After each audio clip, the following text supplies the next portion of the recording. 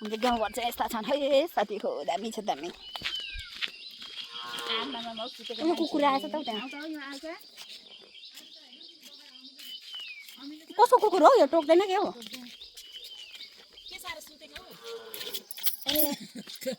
पाकेकै छैन अहिले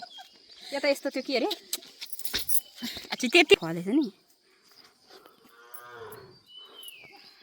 लु टिप्नु न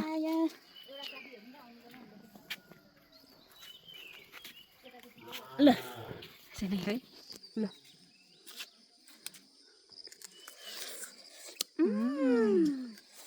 गुम्सायो भने चाहिँ मिठो हुन्छ हौ यो मिल्दो रहेछ अहिले गाउँ डुल्नु आएको हामी बेच्नु भएको छैन 1 केजी बनाएर बेच्नु नि 2500 तिर जान्छ त ए गाउँ डुल्नु आएको नि गाउँ डुल्नु आएको हामी चाहिँ पानी लिन आएको थियौँ अल्छी लागेर यता आएको साथीको घरतिर कस्तो यस्तो फलेको चाहिँ यसलाई के अमिलो रहेछ अमिलो अमिलो रहेछ आल्चा बखडा यसलाई बखडा भन्छन् साथीले म चाहिँ आल्चा बखडा तपाईँको हो यो कुकुर यो तल घरको कविता दिदीको रहेछ ला बोलु भयो पर्दैन कालो फालेर छ काँक्रा त मिठो फालेर छ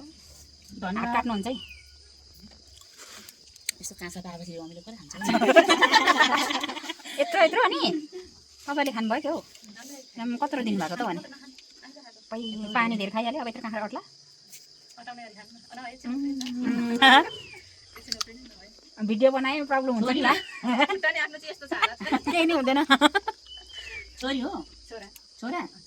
छोरी छ कि छैन छोरी छ नि छोरा छ गेम खेल्न गयो होला कहाँ गयो दुईटा छोरा र एउटा छोरी हो कति राम्रो भयो अनि छिटो छिटो हुर्काइहाल्नु पर्छ नि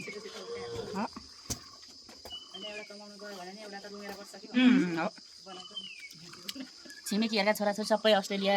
अमेरिका जापान छन्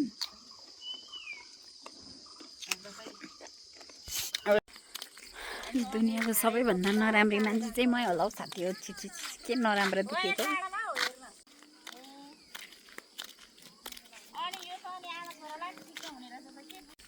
रमाइलो छ अरे त यो डाँडा त दिदी के राम्रो हेर्नु त अनि बस्ने तपाईँको भिडियो बनाउँछु वाह कति दामी कति राम्रो है कोही त आउनु मेरो पनि बनाइदिने एउटा यसरी ल यहाँ नि हो यसरी कस्तो राम्रो यसरी खिच्नु त दिदी नलागेन कति राम्रो ठाउँ यताको भ्यूजहरू चाहिँ हेर्नुहोस् है नेचुरल प्राकृतिक सुन्दरताले भरेको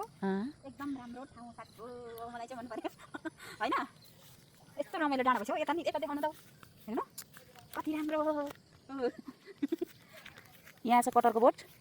यस्तो दामी कटर फलिरहेको छ राम्रै फलिरहेको छ नि हाम्रो होइन अर्काको तरकारी खान मन परिरहेको छ मलाई त्यो माग्नु न त्यहाँ जमाउनु हुन्छ कि चिनेको रहेछ भने त दिन्छ